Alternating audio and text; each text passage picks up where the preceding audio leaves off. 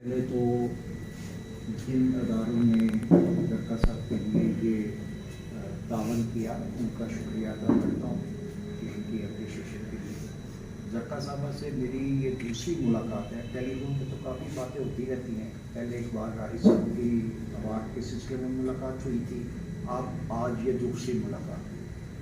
तो मैंने पहली नज़र में जो देखा कि जक्का साहबा के अंदर जो इंसान है, ये मेरी अपनी फीलिंग थी, वो इस तरह का छुपा हुआ इंसान है कि इतना स्वीट हार्टेड जिसे कहते हैं ना वो, कि आज उसकी मिसाल आपके सामने है कि इन्होंने ये नुमाया। तो मैं इनका बहुत मशहूर हूँ कि इन्होंने बुलाया हमको, और माशाल्लाह ये जो फलाई काम भी और समाजी काम भी और अदबी काम भी कर रही हैं, तो ये इनकी बहुत ज़्यादा हिम्मत है कि इंसान को किसी जगह पे भी रुकना नहीं चाहिए।